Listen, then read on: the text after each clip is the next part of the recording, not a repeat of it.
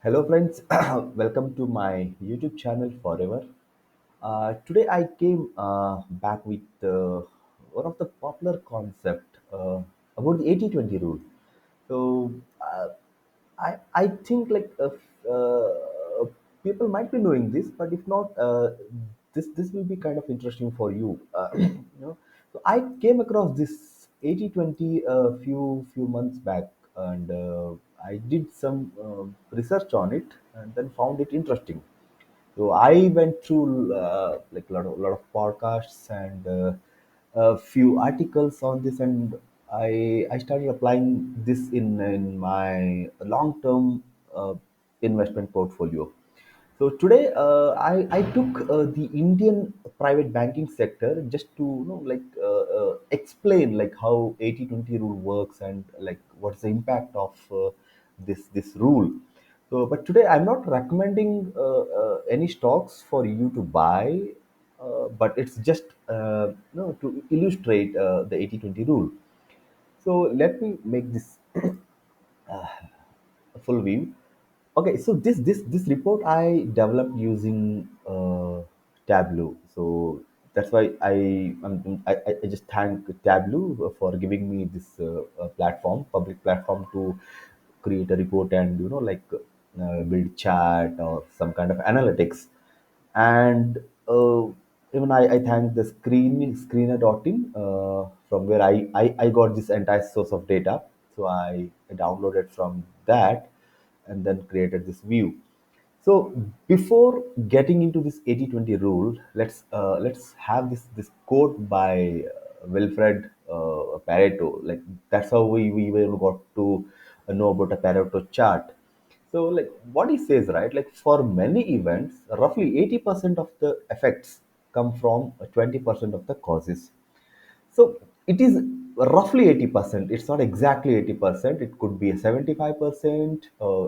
Sometimes it might be 85%. But what the essence is the large result, large impact, or large effect will come from like smaller portion of the cause.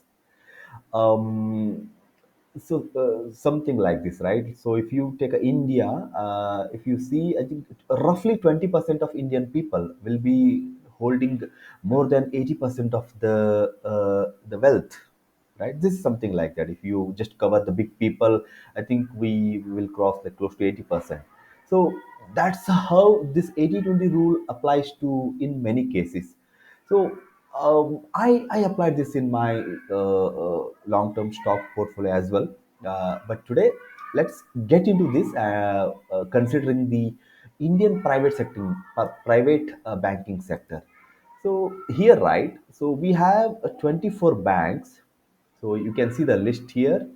We have like HDFC to till like Dhanalakshmi Bank in a descending order based on the market capitalization, so market cap. So just you see the number, I'm not digging much into number, but HDFC stands rank 1, and then ICICI, Kotak, Axis, and so on. So I think even in India, right, whenever we walk on a street and whenever we talk about a bank, generally we talk about HDFC, ICI, Kotak, and Axis, right? Because they have a large market share in Indian market. That's how we talk about them more. So generally, if you see like Ujjivan Bank, or I think this one Suryodaya Bank, so we don't talk much, but we might be knowing them, but we don't talk much because they haven't captured that much in Indian market. So just look into this Pareto chart. So what I did, right, the same what we have in a table format. So I just like try to bring that in a graphical format. So each bar says the market cap.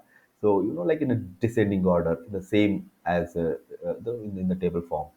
So here, so if you see HDFC and then ICICI, Kotak, Axis, and then it is in a descending trend because of the market cap. And this line, right, it is this accumulation of the each market cap. So like HDFC plus ICICI plus Kotak. So that's why it is increasing. Okay, this is the last we have. Like this is a total. Uh, this is a total for like total of all the market caps. If you see this, like, if you just consider the only four companies, right, for banks, so it is capturing more than 85%. That I'm showing here, right? So this captures 35%, and then 35 plus 23, which is 58, and then add 16 from Kotak, it is 25, 75. If you add Access, it is 85. So this is what the 80-20 rule, we can, like, we can apply here. So the message here, what I wanted to illustrate through this example is, if you ask this as a question, right, like, what's the message of this 80-20 from this example, this particular example?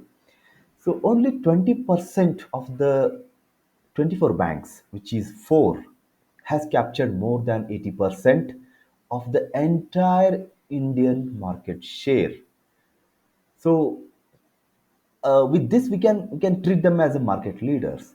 So if in India, right, if we ask who are the market leaders in banking sector, definitely we can say these top four, and these are in, like, next level of the market leaders. So now, top four companies are having more than 85% market share in Indian market. So that is the essence of 80-20 rule. So if they are the leader, they can, like, they can handle it in a better way because they have the fund. With that, they can deal in a better with, with maybe with the RBI or with the government. They can do a better deals, and then they can come up with better policies for the customers.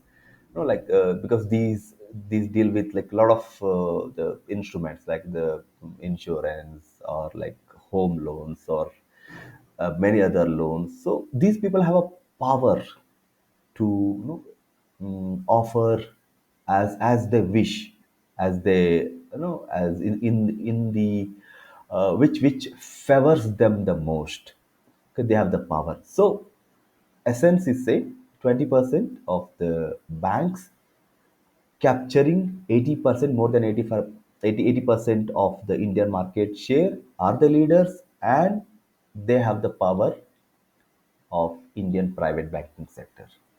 Thank you for watching. If if you are a data analyst, so this is off topic. If you belong to a kind of, like, data analysis, then I think you can explore this Tableau, which gives a free public profile, and you can get a few software, free software also. You can download and you can explore, and you can create your own analytics. I think everything is free. The Excel and the public profile and public Tableau public desktop application is also free. You can explore, and you can create analytics the way you need. If you have any questions on this particular this example, you can just comment. If you want to say anything, right, anywhere where I can, where I had gone wrong in this one, or where I can do better, so just put in a comment so that I can go through that, and in my next version, in my next video, I can improve those things. Thank you for watching.